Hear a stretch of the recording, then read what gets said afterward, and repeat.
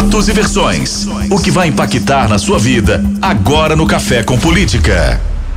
No Café com Política de hoje, nosso convidado é o deputado federal pelo Partido Novo, Lucas Gonzalez. Ele que vai falar com a gente por telefone, porque infelizmente não conseguimos conectá-lo em vídeo, né, em função do sinal da internet. Bom dia, deputado. Bem-vindo aqui ao Café com Política.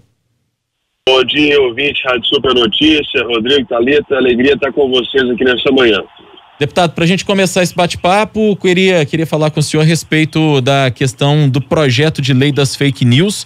O senhor é contrário a esse projeto, né? Queria que o senhor explicasse para a gente o porquê. Rapidamente, né? O projeto, ele tem como quase todos os projetos que circulam em Brasília, até que tem um objetivo nobre, né? Poxa, acabar com as fake news.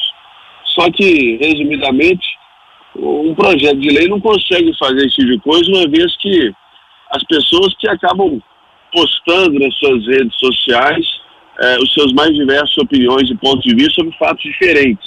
Então a gente acredita que uma lei não consegue resolver um problema que muitas vezes é um problema de caráter e não um problema simplesmente de uma conduta errada diante da lei, né? Dentre outros vários projetos de cerceamento de liberdade de expressão, de aumento de privilégio para quem tem algum tipo de cargo público e por aí vai. Pois é, deputado, em relação a essa lei ainda, haveria algum tipo de punição para quem propagasse algum tipo de fake news, para quem criasse essas notícias falsas? Eu acho que a maior punição que deve haver para quem cria notícia falsa deve ser a própria população e sociedade entender que essa pessoa não é uma pessoa de confiança e, portanto, vão parar de acompanhar e divulgar o que essa pessoa tem feito.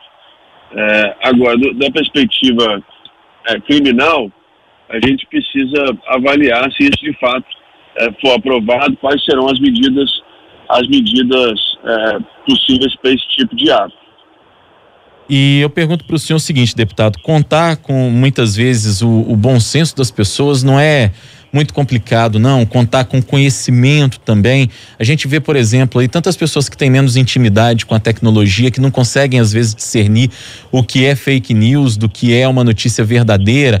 Aí quando a gente pensa nessa perspectiva de que não ter uma punição efetiva não significa que tá se dando um incentivo à propagação das fake news, não? Essa é uma revolução que nós vamos ter que passar por ela, a revolução digital, onde todos têm acesso ao conhecimento pela internet, onde a comunicação está muito acelerada. Nós precisamos passar por isso.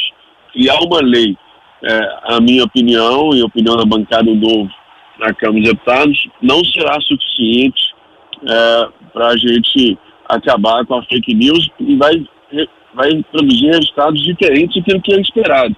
Ou seja, não vai acabar com fake news e vai prejudicar a liberdade de expressão. Deputada, a gente não pode deixar de falar com o senhor também sobre o coronavírus, é claro, né, no momento de pandemia que a gente vive. Minas tem registrado um recorde aí de casos e de mortes, ainda que a Secretaria de Estado de Saúde fale em um platô, né, relacionados a esses casos. Como que o senhor tem acompanhado a situação do Estado no combate ao coronavírus?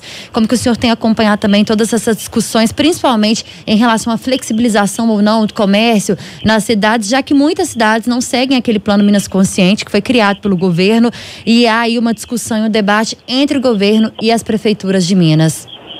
Primeiro, expressar meus sentimentos, né, a todas as famílias de Minas Gerais que perderam familiares e amigos em função do Covid-19. Trazendo para o plano de ação do governo, o governo de Minas, na minha opinião, tem feito um bom trabalho no combate ao Covid-19, tem se relacionado, dentro do possível, muito bem com as prefeituras. A gente sabe que Minas tem muitas realidades diferentes.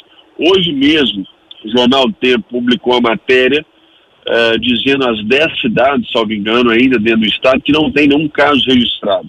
Em contrapartida, temos cidades que já têm um alto número registrado nos últimos 10 ou 15 dias e cidades cujo pico já ocorreu ainda no início da pandemia. Então a gente percebe que temos sim diferentes realidades dentro do estado. O governador e sua equipe têm se atentado a isso Recentemente, o Tribunal de Justiça, em decisão liminar monocrática, obrigou, entre aspas, os municípios a aderirem ao Minas Consciente, o que tem levado o governo do estado, inclusive, a repensar o Minas Consciente exatamente para que esse programa se adapte às mais diversas realidades de dentro do estado. Eu acho que, como já postei nas minhas redes sociais, o estado, o município, ele tem sim um papel importante no combate à Covid-19, mas a principal responsabilidade é do cidadão. Se ele puder, fique em casa. Se tiver que sair, seja para fazer supermercado, seja para comprar alguma coisa para a família, seja para trabalhar, e a gente sabe que muita gente precisa trabalhar, a maioria dos brasileiros precisam trabalhar, use máscara, pratique o distanciamento, higienização das mãos e por aí vai. Deputado, como é que o senhor avalia o trabalho feito pelo governo federal até aqui no combate ao coronavírus, já que o senhor acredita que a principal responsabilidade é do cidadão para o combate ao coronavírus? O governo federal, acho que, onde atuo no Congresso Nacional, desde o início, aprovou medidas importantes da perspectiva prática no combate ao Covid-19. A gente tem, por exemplo, o auxílio emergencial, que no início eram 3 parcelas, depois 5 parcelas, de R$600, amparando aí quase 60 milhões de brasileiros.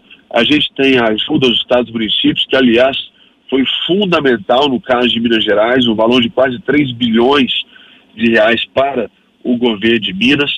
A gente tem programas de financiamento de folhas de pagamento para as empresas. A gente tem a medida provisória recentemente prorrogada pelo governo federal de suspensão no contrato de trabalho e redução de jornada com redução de salário, salvando mais de 12 milhões de empregos no Brasil, toda sendo muito positivo. Atuar.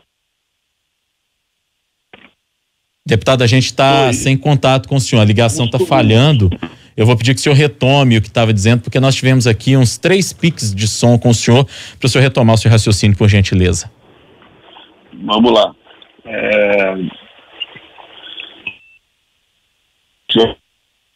Realmente nós estamos com problema com o deputado Lucas Gonzalez. Vamos poder ouvi-lo certamente numa outra oportunidade, né? Numa condição melhor, numa internet melhor, numa possibilidade realmente que a gente permita que os ouvintes da Rádio Super possam ter, claro, a qualidade de som, e aqueles que nos acompanham por live possam ter também a imagem adequada, que é aquilo que a gente sempre tenta prestar serviço para os nossos ouvintes. Agradecendo, portanto, na medida do possível aí a participação hoje do deputado federal Lucas Gonzalez, do Partido Novo, que estava falando para a gente justamente a respeito do trabalho feito pelo governo federal em relação ao novo coronavírus.